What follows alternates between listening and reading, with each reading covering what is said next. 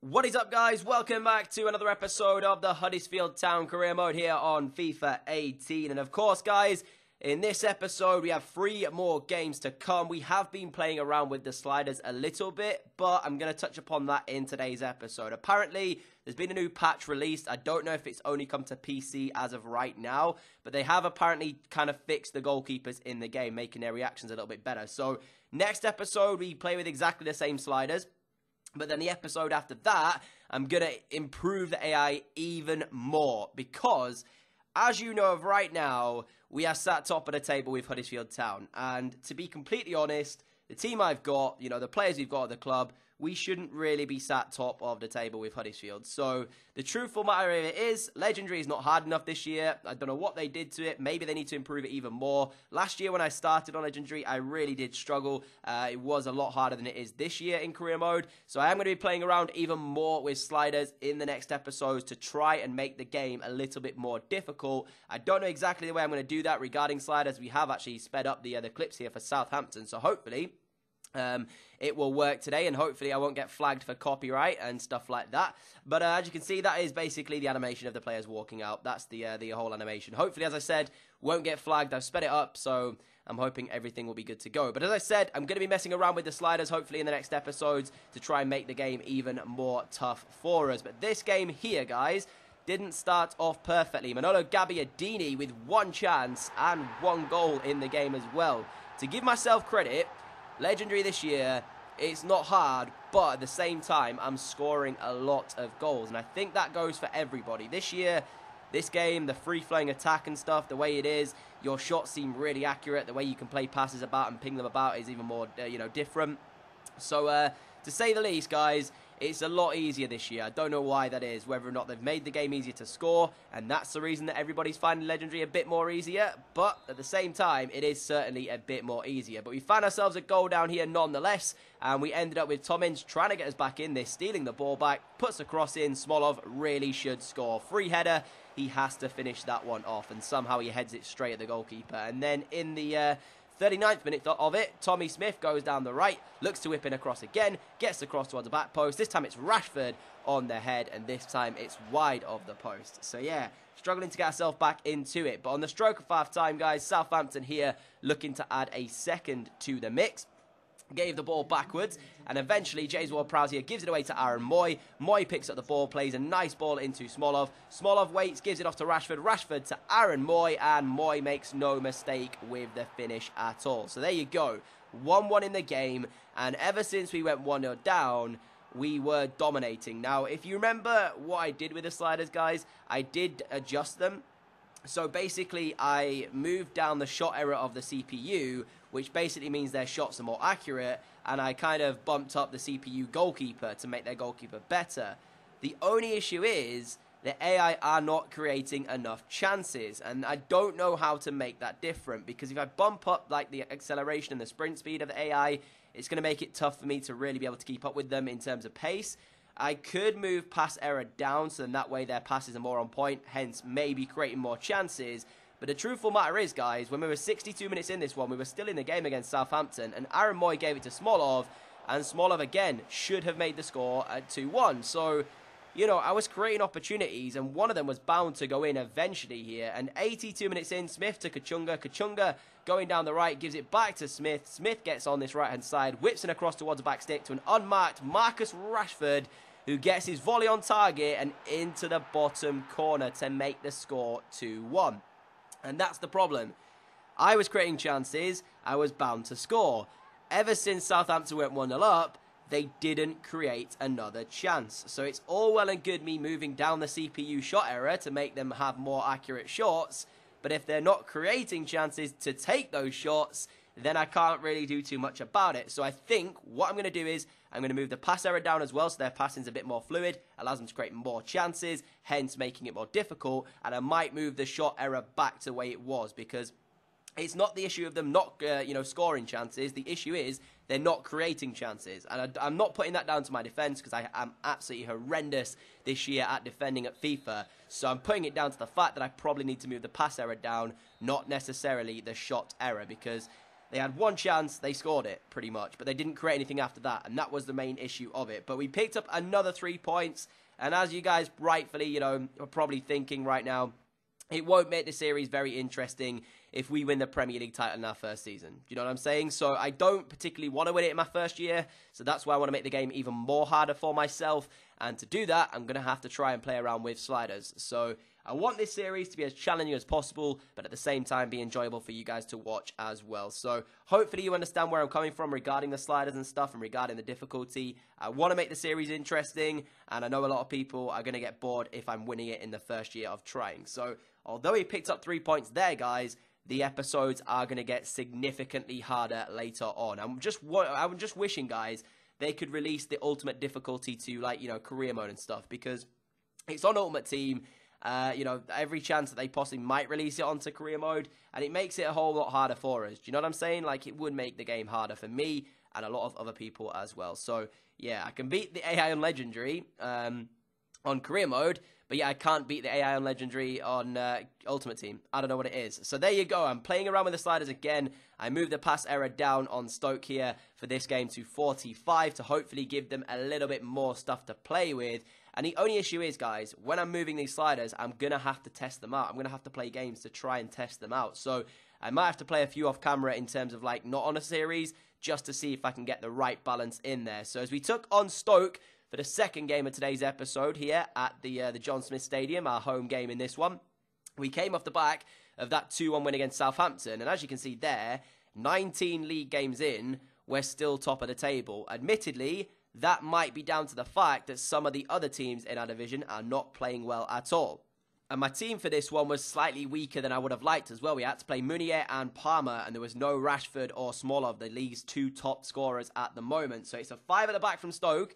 Stephen Ireland starts in midfield. I was quite surprised to see this team, if I'm being completely honest with you. But again, on paper, I think we had a side that could quite easily match Stoke here. And when we gave away a penalty for absolutely nothing in the first 13 minutes of the game, I was livid. I was like, what? How on earth has that actually been given as a penalty? The referee points to the spot. Jorgensen, the man who gives it away, and it was on Diouf as well. And let me say this, Diouf tore me a new one in this game. Not a clue how or why. He was exactly the same as Robson Kanu was against West Brom earlier on in the season. So here goes Diouf then from the penalty, and he gives the away side the lead in this one. Literally, no idea why it was given. Can't tell you. I didn't feel it was a penalty, but the game gives it regardless. And that celebration, oh my goodness me, it tilted me so much in game. I was getting so mad. Honestly, the celebration itself, wow, it's just so annoying. But anyways, decent spot kick. Couldn't guess the right way of Rob Green, and rightfully, Stoke have the lead here after a dubious penalty decision from the referee. But it got worse for us, guys.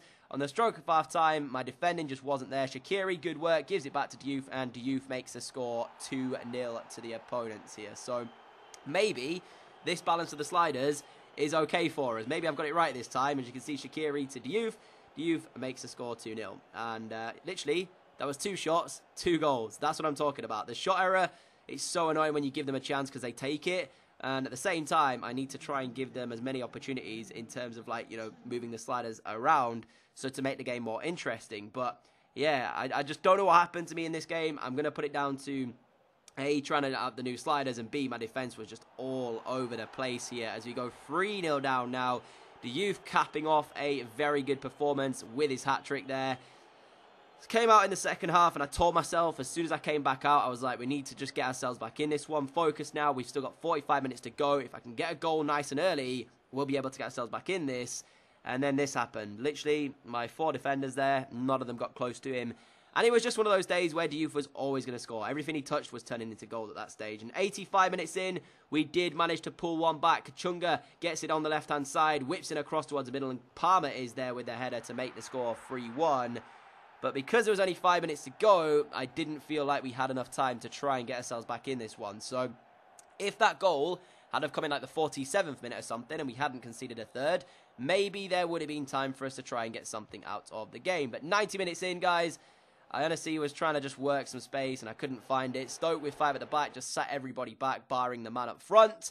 And we ended up with a 3-1 defeat. But if you actually look at the match facts, Stoke had 4 chances, 4 shots, 4 on target, and scored 3.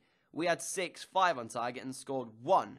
So the game itself was a bit more competitive, but Stoke were scoring nearly every shot they had on target. So, yeah, it begs the question of what I need to do regarding the sliders. If you guys have any suggestions to make this more difficult, know of any like combinations and stuff to make the games interesting, but make it so that AI don't score on every single chance. After that game, I bumped the pass speed, or the pass error, sorry, back up to 50, back to the default setting, just to see whether or not it was that made the difference, or if it was just me playing badly against Stoke. But what I will do is, guys, not next episode, because I've already played it and recorded it. The episode after that, I'm going to bump it down to 40, and I'm going to keep that as 40 and keep that as the settings. And hopefully, it will make it a bit more competitive here as we take on Burnley for the third and final game. Of course, I got these wrong earlier on in the episodes when I said they were Aston Villa, not Burnley, and that was my mistake, guys. And as you can see, player to watch, Marcus Rashford.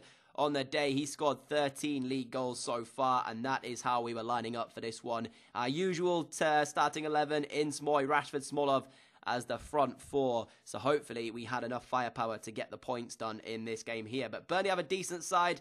Nothing too spectacular, but still not too bad either. No Chris Wood in their starting 11. He's on the bench for them today. However, it was still going to be tough. And live from the John Smith Stadium, we got the game underway. And Rashford should have made the score 1-0, but the keeper makes an unbelievable one-handed save here, Tom Heaton, to deny us the opening goal. Honestly, I have no idea how Smolov managed to find that pass through to Rashford, but he did. Without that, that would have been 1-0. So a great save from Tom Heaton. Corner gets whipped in, cleared off the line by Burnley, but Aaron Moy whips it back into the middle, and there is Smolov to make the score 1-0. He hasn't scored for a while in terms of the Premier League, guys.